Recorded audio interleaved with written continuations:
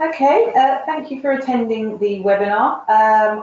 Just a few housekeeping rules first. So all attendees need to be on mute and will remain so for the whole webinar.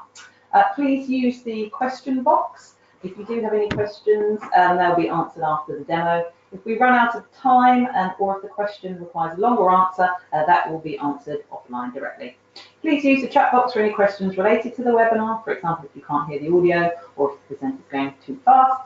And please note that a link to view the webinar recording will be sent to all attendees after the demo. So this is the TVision Top 5 webinar series. We have picked a small amount of key points to focus on for the various areas of NAV.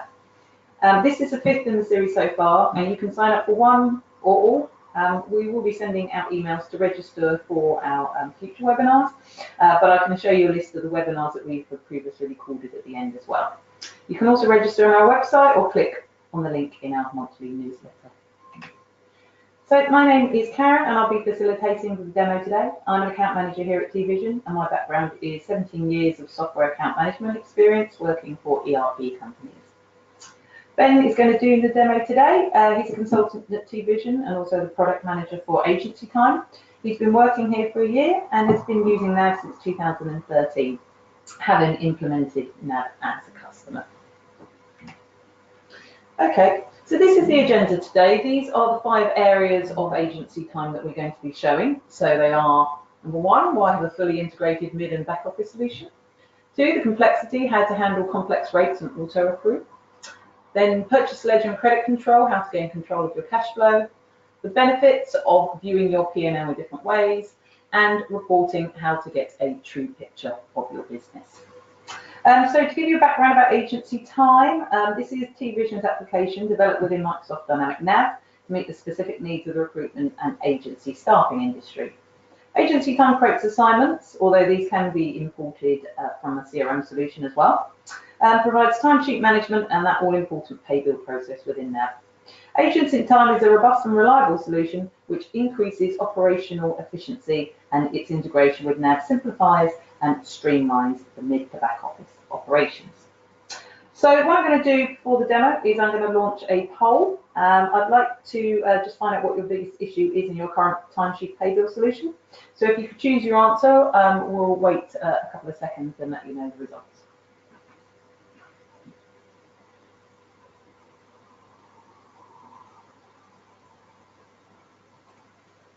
Okay, so it looks like that the most important area that people want to focus on is the cash flow.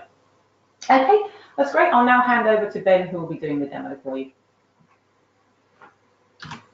Good afternoon, and thanks for attending. Just to echo what Karen said. So as Karen said, my name's Ben. I'm one of the consultants here at TVision, looking after Agency Time. So I'm going to take you through a demonstration of Agency Time today. Hopefully just show you some of the key features of it.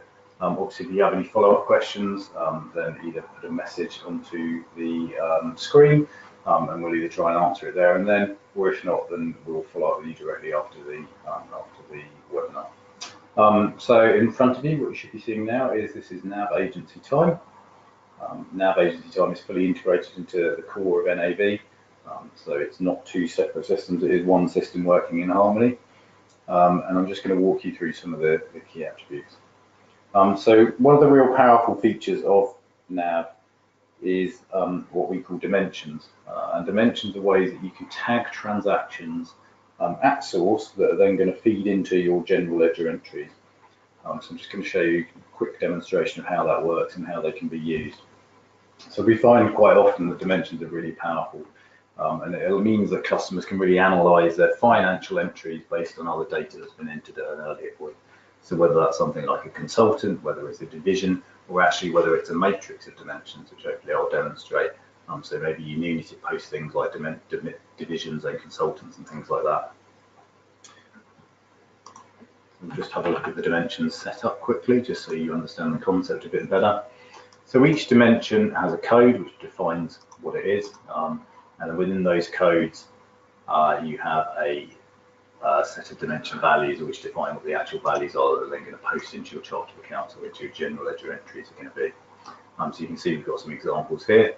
There's no limitation to the number of dimensions that you can have set. There is a practical limitation in terms of just managing the number of them, but we have tools that can help with that to an extent. Most people we find will tend to be around the 6 mark, but having more or less is equally just is equally fine.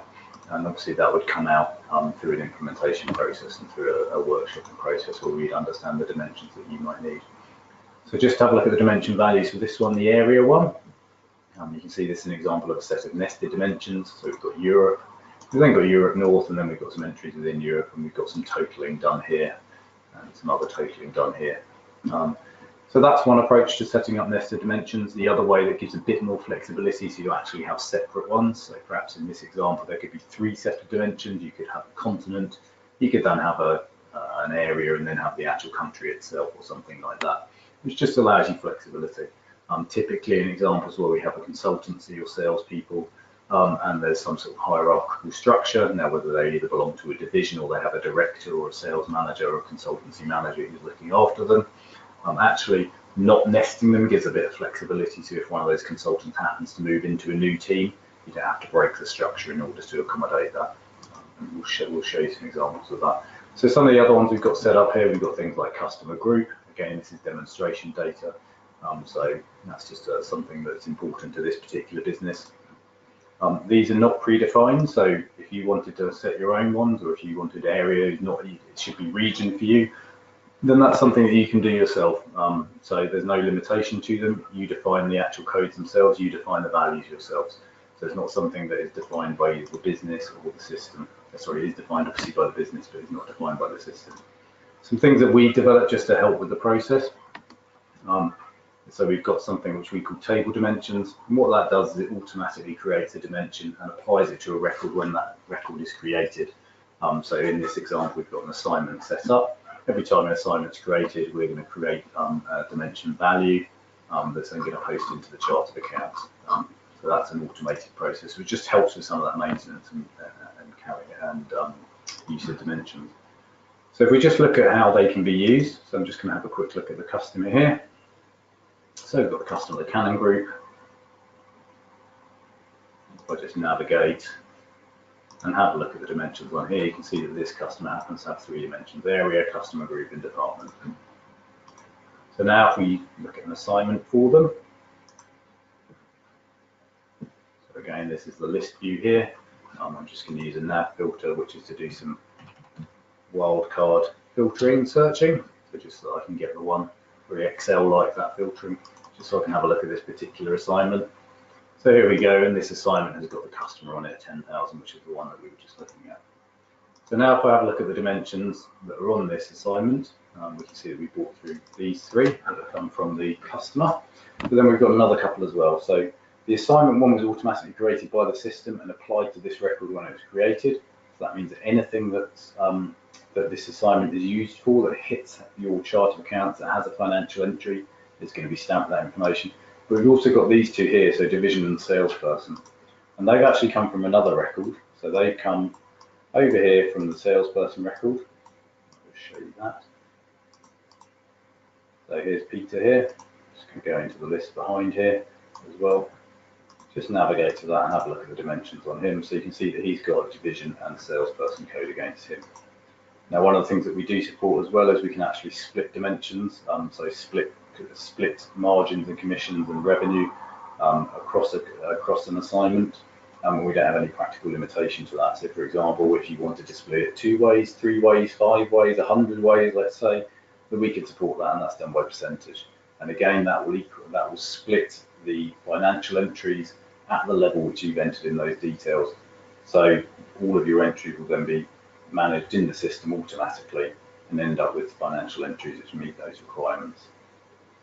So how does this work in practice? So I'm just going to have a look at a quick timesheet. So we've got a timesheet here, number 149. Just have a quick look at that one. And what I really want to look at here is the timesheet ledger entry. So the timesheet ledger entries are called the facts of everything that's happened in the timesheet data and entries, the calculations that have been output. You can see here, this timesheet entry has got the dimensions that were set on the assignment against it. So that's not a case of when we create the timesheet, we're having to reset those dimensions. So the timesheet has inherited the dimensions from the assignment. The assignment had 1 dimension created automatically by the system just to help with that management. It inherited the dimensions from the customer and inherited the dimension from the salesperson as well. So that means actually in terms of then the financial output of these, which I'll show you in just a second, that's actually hit your chart of accounts and stamped with all those details. So if we just have a look at a posted document here, an invoice here, test invoice in here. Again, one of the benefits of having a fully integrated system, we've got this navigate function here within NAV. So from this particular invoice here, I can look at the document itself. I can actually even look into the general ledger entries. So see how it's hit my chart of accounts. You can see the VAT entries, the customer entries, but also the timesheet entries. So actually, if you need to drill down to that detail and be able to see where the invoices come from, or where the values have come from, any user can do that. So you're not having to look at a finance package and say, okay, where's this invoice come from? What's led to that value? You actually, and then go into another system and have to look it up there. You actually get that flow through of information all the way through. That's one of the navigate features. And again, now if we just navigate and look at the general ledger entries, you see here it's some general ledger entries, and these have been stamped. With this one, happened to just have the assignment dimension on there, but it have to have the other dimensions on there. They would have flown through as well. And that's hit all of these entries in here, so just to show you that as well.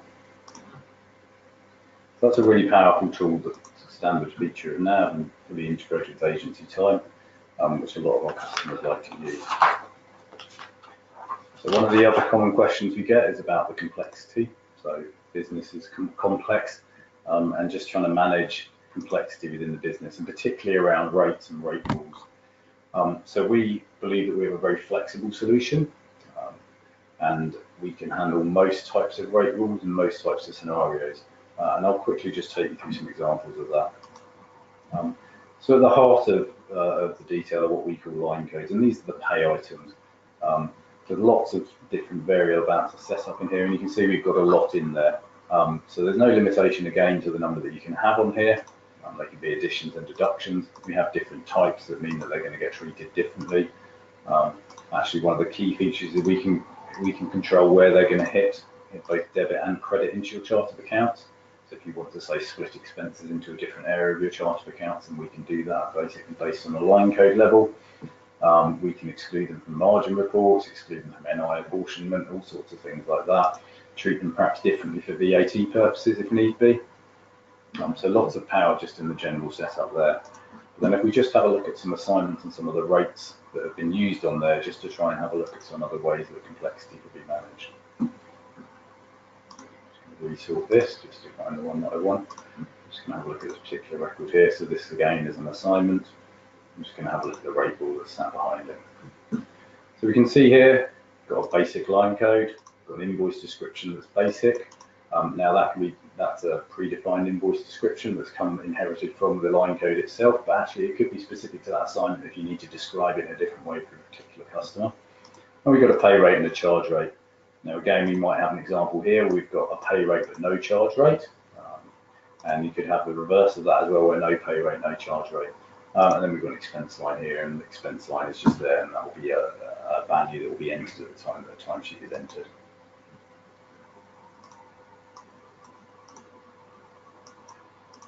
Budget message, and again I can get through to here and see the details here that have come through.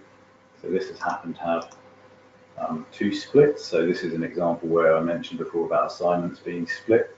So the timesheet is entered as one timesheet, and it's actually split the entries two ways. So this one here, you can see the salesperson is Peter, and actually this entry here, the salesperson is a different salesperson. Just a setup thing there where this salesperson here hasn't got a dimension stamped against them. But again, we can do things to control those things.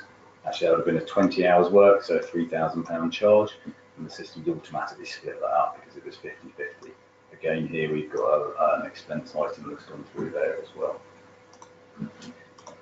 So other ways that we might need to do it. So shifts are quite a common one that we get asked about. Can we manage shifts? And yes, of course we can. Show you the shift engine here. So we've got start and end time as you expect, different pay rate, different charge rates. In terms of the system, we can manage any currency. NAV is fully multi-currency, deals with exchange rates. We actually can also support having different pay and charge currencies if need be. Obviously that does expose you to shifts in the exchange rates, but it is something that we can manage. But in terms of having pay and bill rates that may be in a different currency to your home currency, then yes, we absolutely do support that. So this one here, we've got 2 different working brackets. It's a very simple example, but it could be more complex if required. And we've got a day type here. So we've got all weekend, Saturday, Sunday, weekend, public holidays. Again, there's a public holiday register, so you can define a set of public holidays. And that's actually can be multiple different public holidays. So we've got a default one up here, but it could be the one that's specific to a particular region. So it can be data aware and really understand when those days might be. We just have a look at some of the entries on here. So you can see here, we've got some details, and perhaps I haven't got the level of detail that I want to have on here. So again, I'm going to create NAV features to be able to customize the column layout. So I'm just going to add in the timesheet line date, the timesheet line number, and the timesheet week ending date. So again, this is a user level thing. This isn't a development thing. It's not you coming to us and asking for this to be added. These are available for you. So we can see here we've got a set of timesheet line dates. They're all different. So that's calculated the days, and also they can be across obviously multiple weeks and multiple days as well. Different rates, fully supported there. And if we just have a look at one last example, again, I'm just going to use the NAV filtering, which one I need to look at. Just have a look at this timesheet here in this assignment, and have a look at the rate rule. Just going to have a look at the lines themselves. So we've got a basic rate here with 100 and 150 charge rate, but actually then we've got some accruals here. And accruals don't have to be fixed values. They could be a fixed value if need be. So you could accrue, say, £100 for every timesheet that's entered. But they can also be calculations, and they can be an accrual calculation, a charge calculation, or even a pay calculation. So how does that work? Well, it can be across either specific lines in the timesheet. So here we can see this is going to be a total basic and the charge amount times 0.2, or perhaps it could be actually the value of the whole timesheet if need be. So lots of flexibility around there, and it's formula driven. And again, it's an end user thing. We provide guidance, and it's a kind of set and forget. So not having to come to us for bespoke development where you have a complex need. And again, just to show you how that works, when the timesheet was entered, we've entered one line, and that single line would have just been for the basic rate, and then the system's dealt with all those calculations in the background. So we just have a look at this again. You can see here's the 5 hours that this person worked with £150 charge rate. Actually, then we've calculated that accrual amount automatically. We've calculated an additional charge amount automatically as well, stamped by the line code. So it means that you don't have all these manual requirements to manually enter things, manually calculate things on a timesheet and enter that in there. You set it as you need it on the rate rule, and then actually the system will do the rest, and lots of flexibility around that. So just touching briefly on some of the power that we have within the timesheet engine. But we understand that businesses isn't just about timesheets and isn't just around timesheet entry. So I'm just going to show you some of the other ways which users might interact with NAV and agency time, and some of the different views that people have. So NAV has the concept of what they call a role-tailored client. So I'm just going to open up a couple of these just so I can demonstrate that. And the idea behind that is that it gives access to end users quickly to the things that they will need to do their job efficiently and effectively. So if we just have a look at this first example here, this is the accounting manager. It's just hidden behind another one because I've opened up 3 at once. This is the accounting manager here. So as you should notice, this is very different to the other role center that we saw just a minute ago. I'll just go back to this, have a look at the home, go back to the role center. This is all about timesheet. And you can see here we've got different colors as well. So these timesheet tiles, it just takes you through to a filtered list view. And building up these filters is very Excel-like if you're used to that. So it's just a set of values that you put in there. So again, it's something that you can do yourself to help drive efficiency within the business and define those yourself, and then we can update the role center to be specific to you. So that's just a filtered view. And again, we can control how these are going to look, so we can change the cues and change these colors on here. So we just have a look at the accounting manager. Obviously looks very different. Everything's changed along this side here. Things have changed down here because it's specific to their role. They're things that they're interested in. And we brought in different tiles here, and actually we've brought in charts and information here, so cash flow forecast in this sense. And I've actually now integrated with Power BI, so your Power BI reports that are in the Power BI service. You can have a tile, and this is called a tile, that actually shows that Power BI report, and then you can fire up the service directly from NAV, so we can have a look at it. So another role centre here. This is the credit control, which I'll just come back to in a second. Got a business manager one here, so again, very different, overdue sales amounts, things like that. Actually, quick access to reports that they're interested in, so quickly be able to run my balance sheet. And the standard NAV feature as well is when we print a report or do a report, we can actually split that straight down to Excel or Word, PDF, or print a hard copy of it. NAV is obviously a Microsoft product, so it integrates fully with Excel. So some really great features there, and you can see there's a set of Excel reports that are split straight out to Excel here. So, you know, one of the key things that we come across quite often is cash flow, and cash is really king in the business. So this is for a credit controller, so just to help them manage their business. So we've got some key performance indicators on the quick chart here, a list of the customers that they look after, some period and date engine. Got report inbox here, so actually reports can be scheduled to be run, that will then just be delivered into an inbox. So just click on that, show that, and actually that's my customer balance. So whether that's a daily, a weekly, a monthly thing that needs to come through. So rather than the user having to say run a report to get that information, it's just delivered straight into their inbox within NAV. So not even having to search their emails, for example. So we just have a look at the way that we can then be really specific to a particular role. So this is a customer collection list. So we've got the Canon Group again, which was the example we used earlier. We've got some balances here and details. But then we developed a specific page that was relevant to a credit controller. So we've got headline details here, quick access to the customer ledger entries, details of the address details because they might need to update details in there, invoicing details, so that's things like payment terms and things like that, and actually then quick invoice statistics. So we've got charts here that can be predefined and filtered by the user, just as summary information to give quick access to information, and even debtor day calculations and things like that, average low payments, for example. So just to take you through some of the features very quickly on here, just to show you how it's not all just about timesheets and timesheet entry. So we've got a user here, they've got access to the customer ledger entry, so I'm just going to have a look at one that's been generated recently. We've coloured some because these ones are actually overdue, they're past the due date. So maybe we need to take some action on here. So actually let's have a look just at this posted document. So directly from there I can open up the invoice. Perhaps I need to reprint it, perhaps I need to send it, or just want to have a look at it. And again, even though I'm a credit controller, I still have access to the underlying data. So I can get in here and see the GL entries if need be, but actually what's really powerful is to be able to see the timesheet ledger entries, for example. So you're looking at an invoice, you can go back to the source data and actually analyse and be able to give an answer to a customer about where they might have a query, for example, and actually see the breakdown of what's led to the generation of that invoice. So again, this one here, I might need to just do some bits and pieces on here. So one thing I might need to do is just create an interaction. So it's just a quick way to do some notes against it. So it may be that I'm just going to record the fact that I called them, and you can see there's some interactions here. So it's quite simple, but call the customer. Again, some of this, you don't have to fill in all of these details. Call the customer, call to check.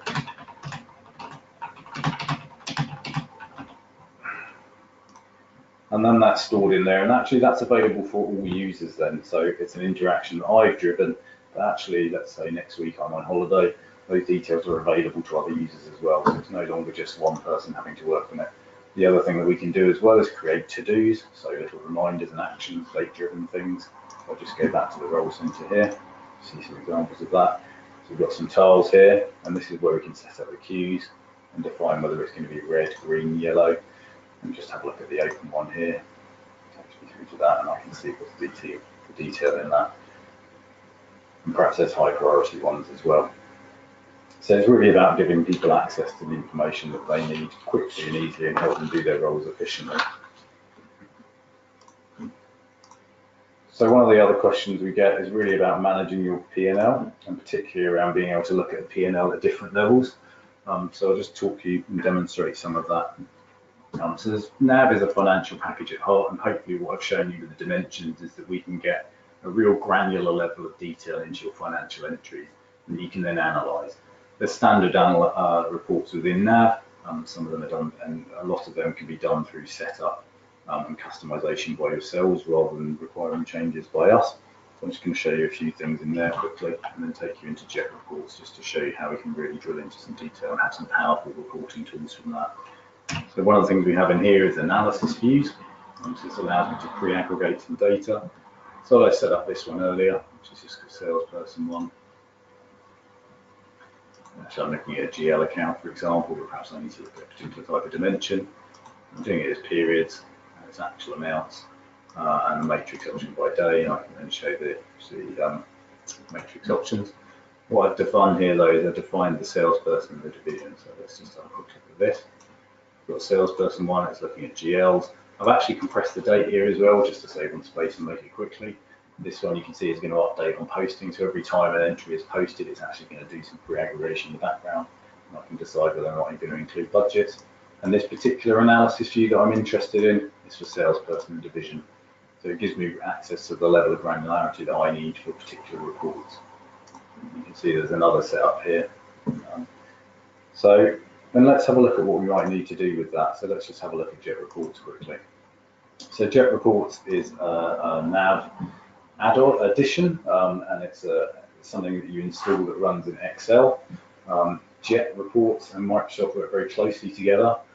So one of the real benefits of Jet Reports is it understands NAV and the data structures, and hopefully I'll demonstrate some of that as we walk through this quick demonstration. So while NAV has great functionality to be able to export out particular tables and particular entries into Excel, so you can run your own analysis, whether you want to do a pivot table or just quickly find some data within that.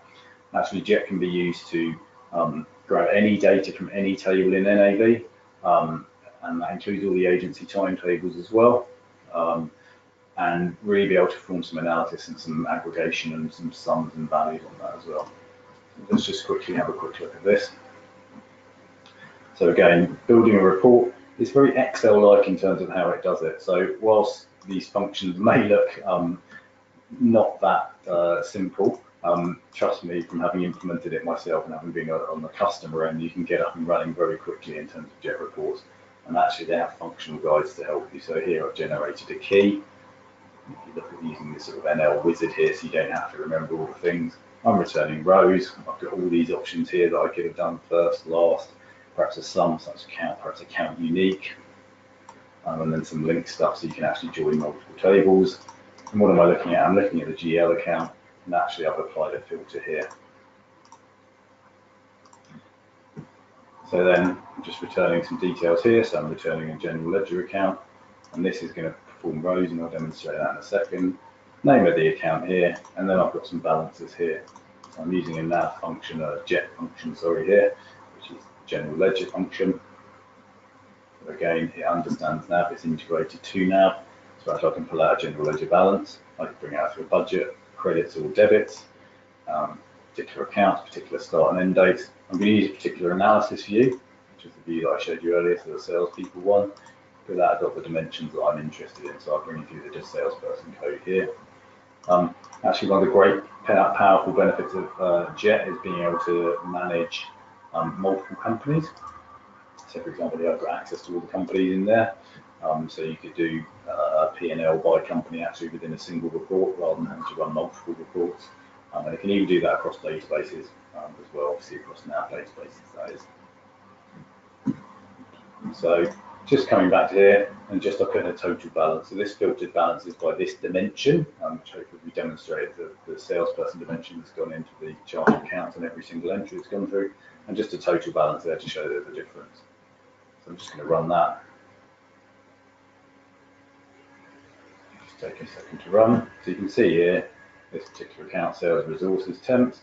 You can see I've got some entries in there, totaling up to 14,000. Actually, the total balance there is 18,000, just to show there is a difference. Now, one of the things that we can do as well is, because this isn't just about timesheet entries, this is actually analysing the general ledger, and your general ledger entries is actually having got a P&L by, say, salesperson or consultant, by including, say, expenses or other costs that haven't gone through the timesheet engine. So here, for example, I've done a cleaning invoice. So cleaning costs has been attributed to the salesperson. Could be something like expenses, could be things like phone bills, anything like that. And so it really allows you to build those things up.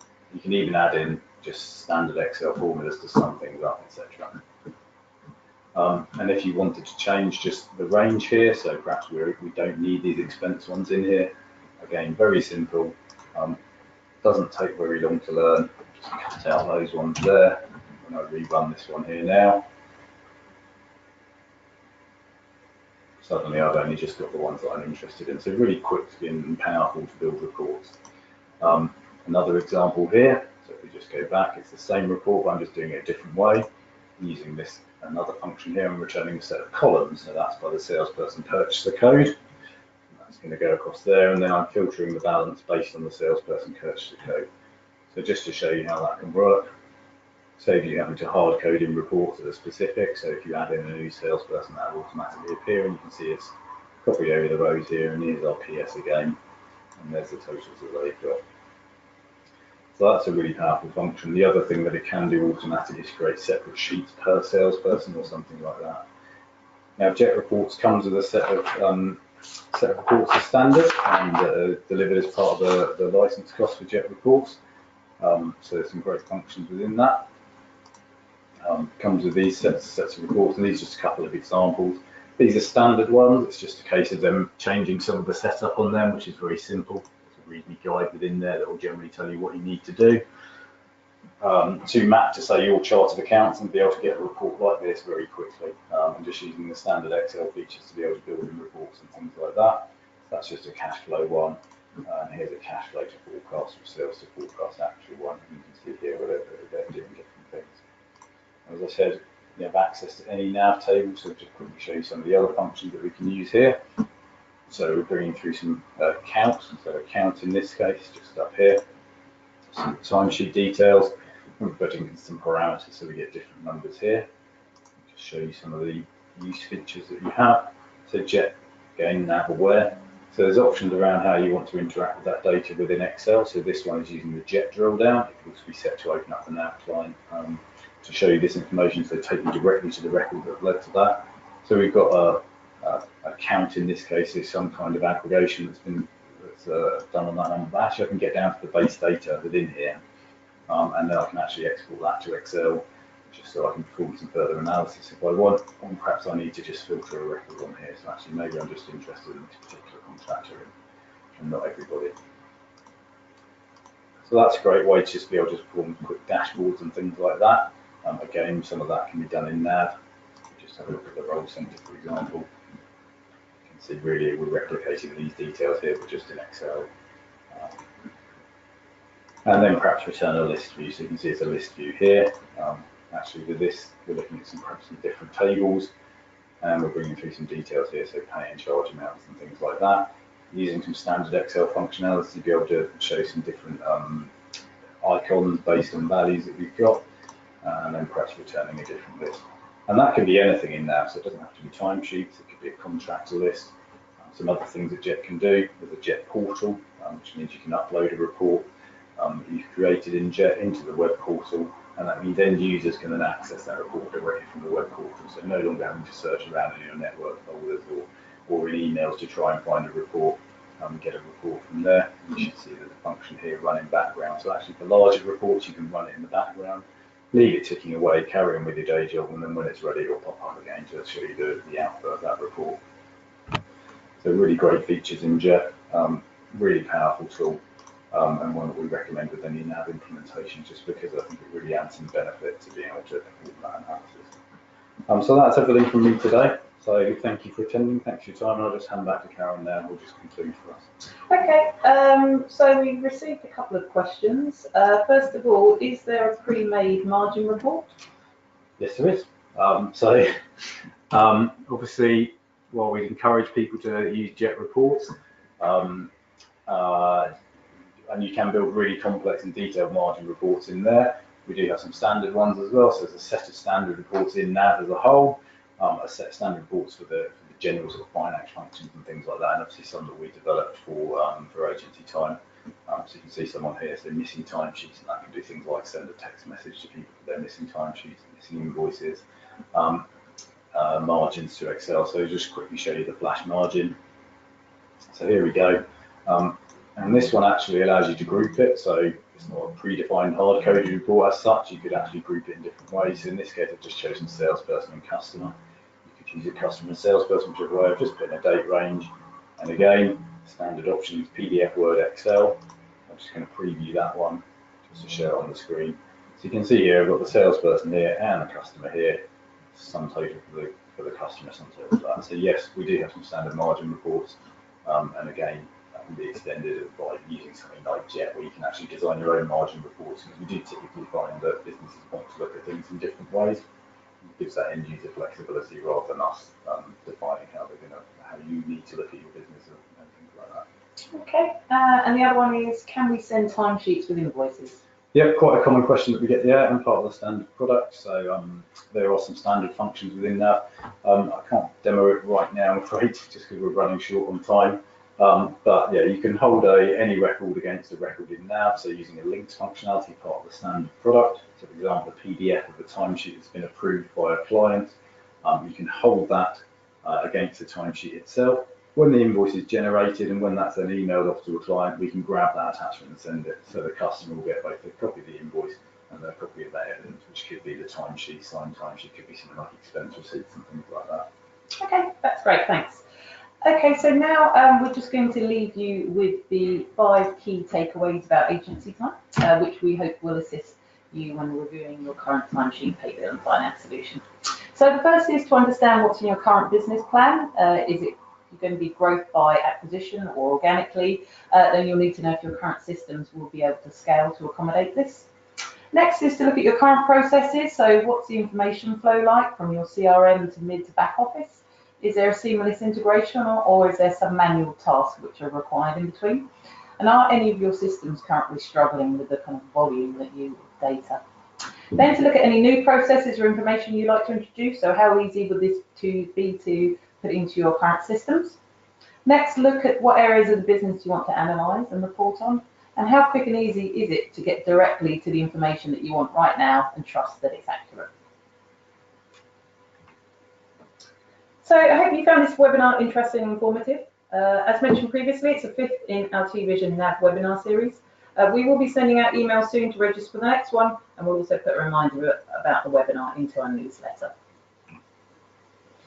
Okay, once I close this session, a survey will appear, so it'd be great if you could respond with some feedback. And if you do have any further questions, please feel free to email them to me at marketing@tvision.co.uk. Thank you.